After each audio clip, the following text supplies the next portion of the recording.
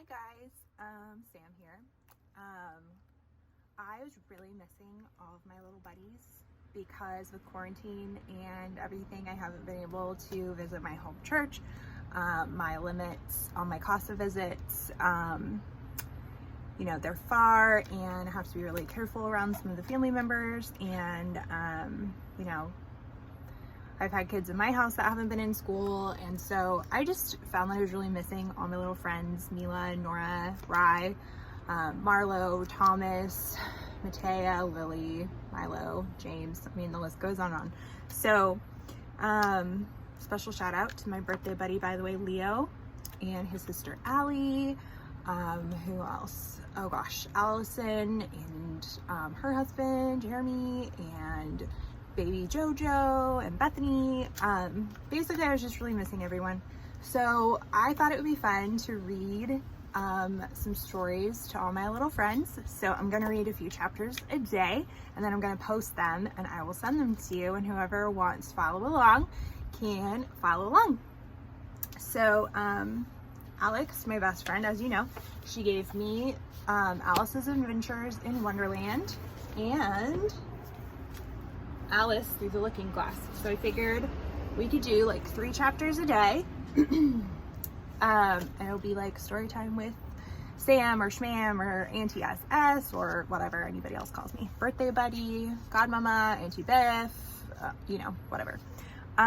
So without further ado, we have Alice's Adventures in Wonderland by Lewis Carroll, and it's illustrated by Helen Oxenbury. And yes, I will make sure to show our pictures. And it's kind of a long book, so yeah, I have bubbly water. Okay, first there's a poem. Alice's Adventures in Wonderland. In all the golden afternoon, full leisurely we glide, for both our oars with little skill by little arms are plied, while little hands make vain pretense our wanderings to guide. Ah, cruel 3, in such an hour, beneath such dreamy weather, to beg a tale of breath too weak to stir the tiniest feather. Yet what can one poor voice avail against 3 tongues together? Imperious Prima flashes forth her edict to begin it. In gentler tones Secunda hopes there will be nonsense in it, while Tertia interrupts the tale not more than once a minute. Anon to sudden silence one, in fancy they pursue, the dream child moving through a land of wonders wild and new, in friendly chat with bird or beast, and half believe it true. And ever as the story drained the wells of fancy dry, and faintly strove that weary one to put the subject by. The rest next time, it is next time, the happy voices cry. Thus grew the tale of Wonderland, thus slowly one by one. Its quaint events were hammered out, and now the tale is done. And home we steer a merry crew beneath the setting sun. Oh, Alice, a childish story take, and with a gentle hand lay it where childhood's dreams are twined in memory's mystic band. Like pilgrim's withered wreath of flowers plucked in a far-off land. So, before we begin the actual story, I do want to give a special shout out to my mini-me Cora in Scotland. Yeah, I didn't forget about you. And this is also for you, my love. So, here we go. Ready? Alice's Adventures in Wonderland. Chapter 1. Down the Rabbit Hole. Alice was beginning to get very tired of sitting by her sister on the bank and of having nothing to do. Once or twice she had peeped into the book her sister was reading, but had no pictures or conversations in it. And what is the use of a book, thought Alice, without pictures or conversations?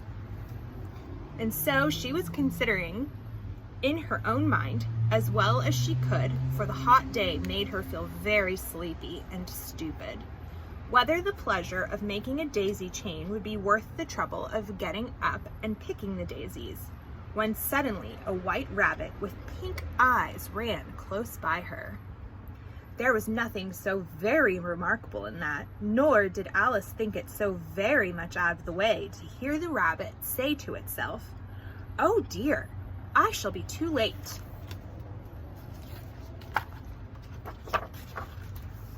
When she thought it over afterwards, it occurred to her that she ought to have wondered at this, but at the time it all seemed quite natural. But when the rabbit actually took a watch out of its waistcoat pocket and looked at it, and then hurried on, Alice started to her feet, for it flashed across her mind that she had never before seen a rabbit with either a waistcoat pocket or a watch to take out of it. And burning with curiosity, she ran across the field after it and was just in time to see it pop down a large rabbit hole under the hedge. In another moment, down went Alice after it, never once considering how in the world she was to get out again. The rabbit hole went straight on like a tunnel for some way, and then dipped suddenly down, so suddenly that Alice had not a moment to think about stopping herself before she found herself falling down what seemed to be a very deep well. Either the well was very deep or she fell very slowly, for she had plenty of time as she went down to look about her and to wonder what was going to happen next. First, she tried to look down and make out what she was coming to, but it was too dark to see anything. Then she looked at the sides of the well and noticed that they were filled with cupboards and bookshelves. Here and there, she saw maps and pictures hung upon pegs. She took a jar down from one of the shelves as she passed. It was labeled orange marmalade.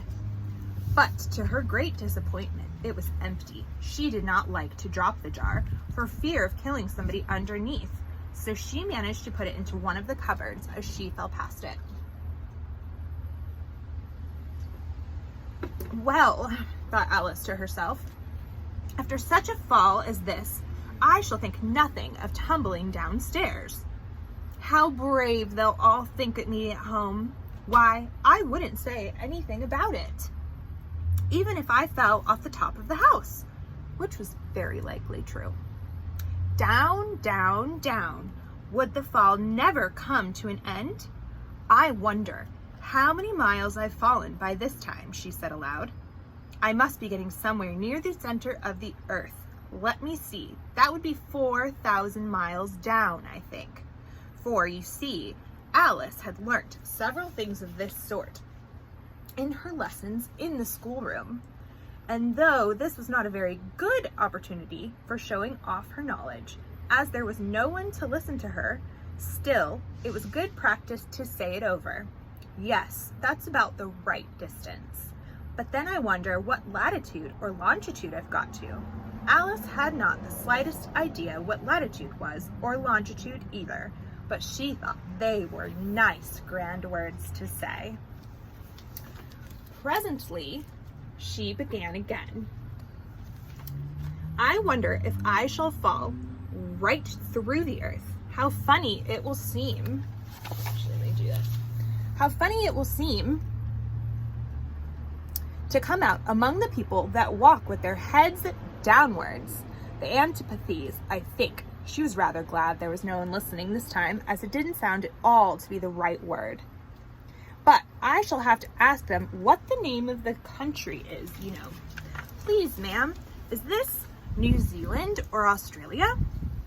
And she tried to curtsy as she spoke. Fancy curtsying as you're falling through the air. Do you think you could manage it? And what an ignorant little girl she'll think me for asking. No, it'll never do to ask. Perhaps I shall see it written up somewhere. Down, down, down. There was nothing else to do, so Alice soon began talking again. Dinah'll miss me very much tonight, I should think. Dinah was the cat. I hope they remember her saucer of milk at tea time. Dinah, my dear, I wish you were down here with me. There are no mice in the air, I'm afraid, but you might catch a bat, and there's very like a mouse, you know. But do cats eat bats, I wonder? here Alice began to get rather sleepy and went on saying to herself in a dreamy sort of way, "Do cats eat bats? Do cats eat bats? And sometimes, do bats eat cats? Do cats eat bats?" For you see, as she couldn't answer either question, it didn't much matter which way she put it.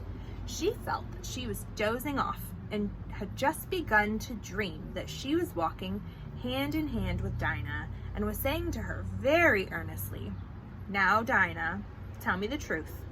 Did you ever eat a bat?" When suddenly, thump, thump, down she came upon a heap of sticks, dry leaves, and the fall was over. Alice was not a bit hurt, but she jumped on to her feet in a moment. She looked up, but it was all dark overhead. Before her was another long passage, and the white rabbit was still in sight. Hurrying down it, there was not a moment to be lost. Away went Alice like the wind, and was just in time to hear it say, as it turned a corner, "Oh, my ears and whiskers, how late it is getting." Here's Alice in the pile of leaves. She was close behind when she turned the corner, but the rabbit was no longer to be seen. She found herself in a long, low hall, which was lit up by a row of lamps hanging from the roof. There were doors all around the hall, but they were all locked. And when Alice had been all the way down one side and up the other, trying every door, she walked sadly down the middle, wondering how she was ever to get out again. Suddenly she came upon a little three-legged table, all made of solid glass. There was nothing on it but a tiny golden key, and Alice's first idea was that this might belong to one of the doors of the hall. But alas, either the locks were too large or the key was too small, but at any rate, it would not open any of them. However, on the second time around, she came upon a low curtain she had not noticed before, and behind it was a little door about 15 inches high. She tried the little golden key in the lock, and to her great delight, it fitted. Alice opened the door and found that it led into a small passage, not much larger than a rat hole. She knelt down and looked along the passage into the loveliest garden you ever saw. How she longed to get out of that dark hall and wander about amongst those beds of bright flowers and those cool fountains. But she could not even get her head through the doorway. And even if my head would go through, thought poor Alice, it would be of very little use without my shoulders. Oh, how I wish I could shut up like a telescope. I think I could, if I only knew how to begin. For, you see, so many out-of-the-way things had happened lately that Alice had begun to think that very few things were really impossible. There seemed to be no use in waiting by the little door, so she went back to the table, half hoping she might find another key on it, or at any rate, a book of rules for shutting people up like telescopes. This time, she found a little bottle on it, which certainly was not here before, said Alice, and tied round the neck of the bottle was a paper label with the words, "Drink me," beautifully printed on it in large letters. It was all very well to say, "Drink me," but the wise little Alice was not going to do that in a hurry. "No, I'll look first," she said, "and see whether it's marked poison or not." For she had read several little nice stories about children who had got burnt and eaten up by wild beasts and other unpleasant things, all because they would not remember the simple rules their friends had taught them, such as that a red-hot poker will burn you if you hold it too long, and that if you cut your finger very deeply with a knife, it usually bleeds. and she had never forgotten that if you drink much from a bottle marked poison, it is almost certain to disagree with you sooner or later. However, this bottle was not marked poison. So Alice ventured to taste it, and finding it very nice, it had in fact a sort of mixed flavor of cherry tart, custard, pineapple, roast turkey, toffee, and hot buttered toast. She very soon finished it off. What a curious feeling, Alice said. I must be shutting up like a telescope. There's the bottle that says drink me.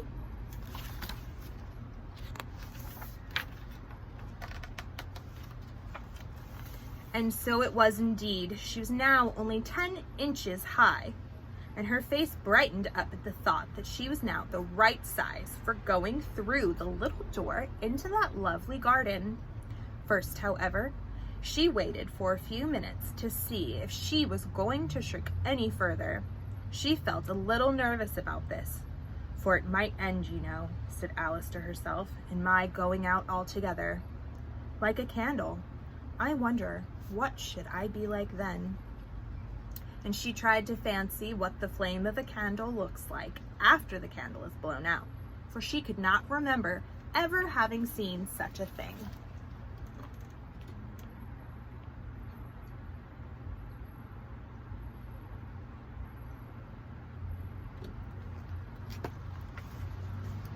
After a while, finding that nothing more happened, she decided on going into the garden at once. But alas, for poor Alice, when she got to the door, she found she had forgotten the little golden key. And she went back to it, back to the table for it. She found she could not possibly reach it. She could see it quite plainly through the glass. And she tried her best to climb up one of the legs of the table, but it was too slippery. And when she had tired herself out with trying, the poor little thing sat down and cried. Come, there's no use in crying like that, said Alice to herself rather sharply. I advise you to leave off this minute.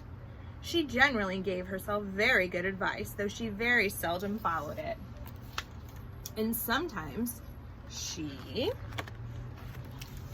scolded herself so severely as to bring tears into her eyes, and once she remembered trying to box her own ears for having cheated herself in a game of croquet she was playing against herself. For this curious child was very fond of pretending to be two people. But it's no use now, thought poor Alice, to pretend to be two people. Why, there's hardly enough of me left to make one respectable person. Soon her eye fell on a little glass box that was lying under the table. She opened it and found it in a very small cake, on which the words, "Eat me," were beautifully marked in currants. Well, I'll eat it, said Alice, and if it makes me grow larger, I can reach the key. And if it makes me grow smaller, I can creep under the door, so either way, I'll get into the garden, and I don't care which happens.